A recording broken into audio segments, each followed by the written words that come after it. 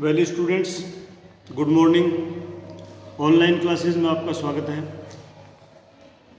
आज हम second year एएचडीपी के फर्स्ट सेमेस्टर में एनिमल न्यूट्रिशन पशु पोषण विषय का अध्ययन करेंगे। चैप्टर नंबर 1 पार्ट नंबर 2 यानी पोषाहार बिंदु और उनकी परिभाषाएं। तो इससे पहले के लेक्चर में हमने कुछ परिभाषाएं समझने की कोशिश की थी, जिसमें हमने लास्ट में दाना कंसंट्रेट क्या होता है उसके बारे में अध्ययन किया था। कंसंट्रेट जो है सभी प्रकार के खाद्य बीज जो होते हैं वो इस श्रेणी में आते हैं। इन्हें सांद्र आहार या बंटा या बांटा भी कहते हैं।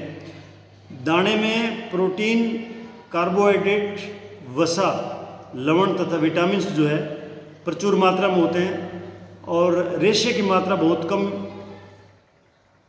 मात्रा फाइबर्स की मात्रा बहुत कम होती है तथा स्टार्च अधिक होता है। स्टार्च की मात्रा ज़्यादा होती है। तो यहाँ तक हमने अध्ययन किया था। आज हम इसे आगे जो परिभाषा है उनका अध्ययन करेंगे। तो उसमें आता है क्रीप फीड, यानी क्रीप फीडिंग क्या है या क्रीप फीड क्या है।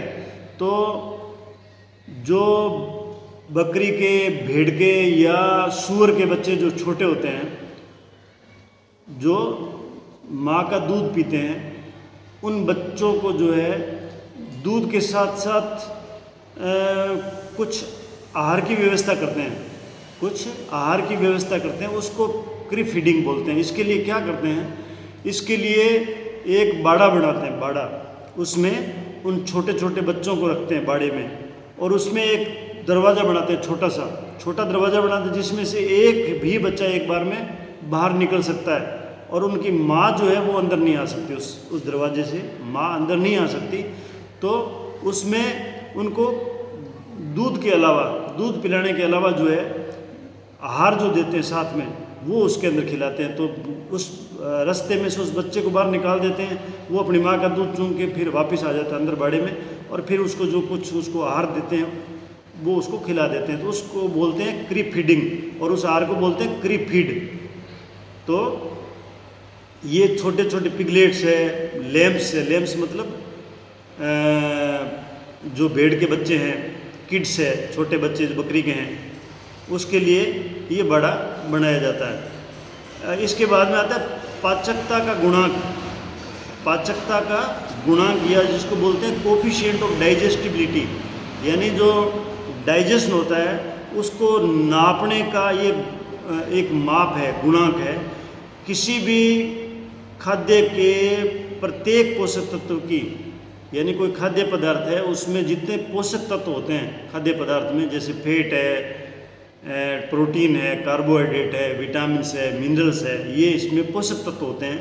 तो किसी भी खाद्य पदार्थ के प्रत्येक पोषक तत्व की पाचकता को, यानी डाइजेस्टिबिलिटी को प्रतिशत में प्रदर्शित करने को पाचक गुणांक, यानी कोफिशिएंट ऑफ डाइजेस्टिबिलिटी, CD, यानी कोफिशिएंट ऑफ डाइजेस्टिबिलिटी कहते हैं। तो कोफिशिएंट ऑफ डाइजेस्टिबिलिटी बराबर क्या होता है, अमाउंट कंज्यूम्ड बाय एनिमल, जो जानवर जो मात्रा कंज्यूम करता है भोजन की, वो minus amount in excreted in faeces. भाई एक तो वो मात्रा है जो वो भोजन में ग्रहण करता है, फिर उसमें से घटा देते हैं वो मात्रा जो फीसिस में निकलती है, यानी जो गोबर निकलता है, बटा अमाउंट कंज्यूम्ड बाय एनिमल, यानी उसके बटा जो अमाउंट एनिमल कंज्यूम करता है, गुणा 100, यानी खाए गए चारे की कुल मात्रा माइनस गोबर में निकले हुए चारे की मात्रा, जो गोबर में निकलता है चारा उसकी मात्रा, बटा खाए हुए चारे की मात्रा गुणा 100। अगर ये आप इस तरह से फार्मूला सेट करते हो तो जो मतलब अंक आएगा या जो उसको बोलेंगे पाचक गुणांक, यानी कोफिशिएंट ऑफ डाइजेस्टिबिलिटी। तो ये आप लोगों को जो परिभाषाएं याद करनी है। फिर आता है कच्चा रेशा यानी क्रूड फाइबर बोलते हैं इंग्लिश में इसको। क्रूड फाइबर क्या है, खाद्य पदार्थ का वह रेशेदार अथवा तंतुमय भाग, यानी जो खाद्य पदार्थ जैसे मान लो उसको हरा चारा देना है या उसको दाना दिया है, उसका वो रेशेदार अथवा तंतुमय भाग जिसमें सेलुलोज, हेमीसेलुलोज और लिग्निन और अन्य पॉलीसेकेराइड की मात्रा अधिक होती है, उसे क्रूड फाइबर कहते हैं। ये क्रूड फाइबर जो है ना पेड़ पौधों में होता है, तो पेड़ पौधे की रक्षा करता है क्रूड फाइबर जो है। तो क्रूड फाइबर को आपने समझ लिया होगा, क्रूड फाइबर क्या है। ये खाद्य पदार्थ का वो रेशेदार या तंतुमय भाग है जिसमें सेलुलोज, हेमीसेलुलोज, लिग्निन और अन्य पॉलीसेकेराइड की मात्रा अधिक होती है, उन्हें क्रूड फाइबर बोलते हैं। तो आपको क्रूड फाइबर की परिभाषा इस प्रकार से याद करनी पड़ेगी। फिर आता है कच्चा प्रोटीन, यानी क्रूड प्रोटीन। कच्चा प्रोटीन क्या होता है कि विभिन्न खाद्य पदार्थों की प्रोटीन वैल्यू को, जो खाद्य पदार्थ होते हैं विभिन्न प्रकार के, उनकी जो प्रोटीन वैल्यू को क्रूड फाइबर से प्रदर्शित करते हैं। जो प्रोटीन की वैल्यू होती है उसमें प्रोटीन कितना पाया जाता है उसको क्रूड फाइबर से प्रदर्शित करते हैं। ये कुल प्रोटीन की नाइट्रोजन प्रतिशत को, यानी कुल प्रोटीन की जो नाइट्रोजन प्रतिशत होता है उसको 6.25 से गुणा करके प्राप्त किया जाता है। यानी जो नाइट्रोजन की परसेंटेज होती है प्रोटीन में कुल नाइट्रोजन की जो प्रतिशत है उसको 6.25 से गुणा कर देते हैं, तो जो रकम प्राप्त होगी वो होती है क्रूड प्रोटीन। क्योंकि ये मानते हैं कि प्रोटीन में 16% नाइट्रोजन होती है। ये आपको इम्पोर्टेंट है, याद करना ज़रूरी है कि भाई प्रोटीन में कितना प्रोटीन होता है तो नाइट्रोजन होता है। प्रोटीन में 16% नाइट्रोजन होता है। एक होता है को एंजाइम, से एंजाइम जिसे बोलते हैं, या को एंजाइम। ये पदार्थ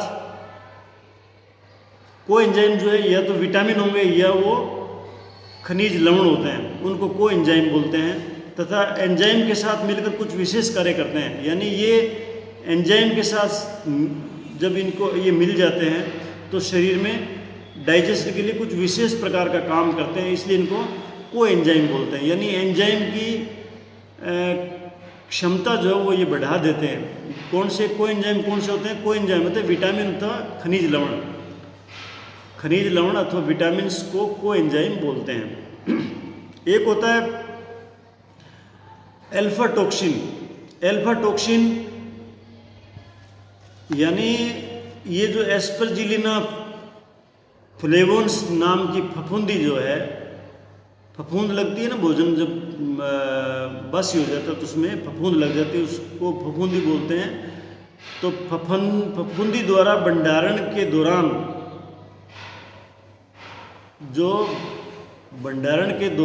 जो फफूंदी लगती है उसमें पैदा किया हुआ विषैला पदार्थ है। यानी जब भोजन को स्टोर करते हैं और उसमें जो फफूंदी लगती है, यानी एस्परजिलिना फ्लेवन्स नाम की फफूंदी, उससे जो विषैला पदार्थ पैदा किया जाता है उस विषैले पदार्थ को अल्फा टॉक्सिन बोलते हैं। ये अल्फा टॉक्सिन जो है ये 4 प्रकार का होता है। कौन कौन सा होता है? टाइप B1, यानी अल्फा टॉक्सिन के प्रकार हैं 4। एक तो होता है टाइप B1, टाइप B2 और टाइप G1 और G2। अब जो दूध में अल्फा टॉक्सिन पाया जाता है, दूध में विषैला पदार्थ पाया जाता है, उसका नाम है अल्फा टॉक्सिन M1। तो आपको ये भी याद करना पड़ेगा, दूध में जो अल्फा टॉक्सिन पाया जाता है उसका नाम क्या है? तो उसका नाम M1 है।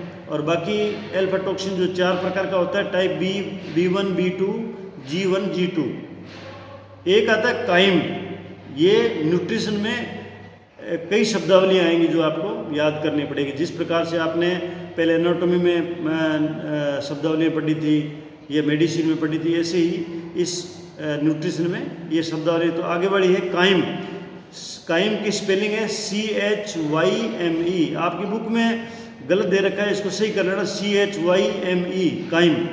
यानी आहार का वह भाग जो आंशिक यानी पार्शियली पाचन के बाद आमाशय से आंतों को भेजा जाता है। यानी आहार का वह भाग जो पार्शियली यानी थोड़ी मात्रा में पाचन के बाद में आमाशय से आंतों में भेजा जाता है। यानी पाचन के बाद में कुछ मात्रा जो है, थोड़ी मात्रा जो है वो आमाशय यानी स्टोमक से आंत में भेजी जाती है, उसको बोलते हैं काइम। फिर आता है खीस या कोलोस्ट्रम, जिसको हिंदी में खींच बोलते हैं, अपनी भाषा में खीस बोलते हैं बागड़ी भाषा में, और इंग्लिश में उसको बोलते हैं कोलोस्ट्रम। ये क्या है? जब गाय या भैंस ब्याती है, बकरी या भेड़, तो उसके ब्याने के 3-4 दिन तक जो दूध पैदा होता है उसमें एंटीबॉडीज़ पाई जाती है, और वो जो है दूध जो है नवजात में इम्यूनिटी पैदा करता है, लड़ाई से, बीमारियों से लड़ने की ताकत पैदा करता है, तथा म्यूकोनियम, ये पहला जो मल होता है बच्चे का, उसको म्यूकोनियम बोलते हैं, म्यूकोनियम। ये भी मैकोयम लिखा है लेकिन ये म्यूकोनियम है। इसको ये क्या है? म्यूकोनियम, MUCONIUM, म्यूकोनियम। तो जो पहला मल होता है ना बच्चे का, उसको साफ करने के लिए, पेट साफ करने के लिए भी खीस जो है बहुत ज़रूरी है। तो ये खींच या खीस कोलोस्ट्रम कहलाता है। ये साधारणतः दूध से अलग होता है, यानी पशु ब्याने के 3-4 दिन तक तो दूध आता है, जिसको अगर आप गर्म करते हैं तो वो फट जाएगा, वो कोलोस्ट्रम बोलते हैं, उसको खीस बोलते हैं अपनी भाषा में, और इससे पशु छोटे बच्चे की इम्यूनिटी बढ़ती है। एक होता है डेगना। डेगना यानी डेगना क्या है? ये एक स्थान है, डेगना एक स्थान है जो पाकिस्तान में है, उसके नाम से ही इस रोग का नाम डेगना पड़ा। यानी इस रोग में क्या होता है? शरीर में सेलेनियम की कमी हो जाती है। सेलेनियम एक तत्व है जिसकी कमी से जो शरीर के दूर वाले भाग है, जैसे पैर का आखिरी सिरा है, पूंछ का सिरा है, उनमें नेक्रोसिस हो जाता है। नेक्रोसिस मतलब था वो जगह जो है वो जगह मर जाती है एक प्रकार से। आपने लेदरी देखी ना भैंसों में, गायों में, ऊँटों में पूंछ के लेदरी लगती है, वो नेक्रोसिस है। वो इसे डेगना रोग कहते हैं। इस रोग को क्या बोलते हैं? डेगना। इसका नाम डेगना क्यों पड़ा? क्योंकि सबसे पहले इस रोग को डेगना नामक स्थान पे देखा गया था, जो पाकिस्तान में आजकल, इसलिए इसका नाम डेगना पड़ा। और इस क्यों होता है? सेलेनियम की कमी से होता है। अब होता है डाइजेस्टिबल क्रूड प्रोटीन, यानी पाच्य कच्चा प्रोटीन, पचने वाला कच्चा प्रोटीन। क्या होता है क्रूड प्रोटीन? डाइजेस्टिबल क्रूड, ये किसी भी आहार में उपस्थित प्रोटीन तत्वों के मूल्य को दर्शाने का तरीका है। यानी डाइजेस्टिबल क्रूड प्रोटीन जो है किसी भी आहार में प्रोटीन तत्वों के मूल्य को दर्शाने का तरीका है। ये प्रोटीन के पाच्य गुणांक यानी डाइजेस्टिबिलिटी कोएफिशिएंट को खाद्य पदार्थ के कच्चे प्रोटीन से गुणा करके प्राप्त किया जाता है। इसे पाचक प्रोटीन भी कहते हैं। इसको क्या बोलते हैं? पाचक प्रोटीन भी कहते हैं, पाच्य कच्चा प्रोटीन को। और ये खाद्य पदार्थ के कच्चे प्रोटीन से गुणा करके भी इसको प्राप्त किया जा सकता है। तो फिर आता है डाइजेस्टिबल एनर्जी। अब डाइजेस्टिबल एनर्जी क्या है? डाइजेस्टिबल एनर्जी क्या है कि पाच्य ऊर्जा, यानी ये ग्रोस ऊर्जा, जो सकल ऊर्जा होती है, ग्रोस ऊर्जा, उसका वह भाग है जो किसी पदार्थ की पाचकता व अवशोषण के बाद ऊर्जा के रूप में प्राप्त होती है। यानी कोई पदार्थ को जब शरीर में पचता है और उसका अवशोषण होता है तो ये ऊर्जा के रूप में प्राप्त होती है। तथा जो अपाच्य पदार्थ होता है, यानी जो पच जाता है पदार्थ, उससे ऊर्जा प्राप्त होती है। जो पदार्थ नहीं पचता है वो मल के रूप में शरीर से बाहर निकल जाता है। इसी ऊर्जा को जो है डाइजेस्टिबल एनर्जी कहते हैं। इसे नापते कैसे हैं? डाइजेस्टिबल एनर्जी को नापने का तरीका क्या है? ये बॉम्ब कैलोरीमीटर होता है, बॉम्ब कैलोरीमीटर, उसके द्वारा इसको नापते हैं। यानी डाइजेस्टिव एनर्जी के बराबर है gross energy minus energy loss in faeces.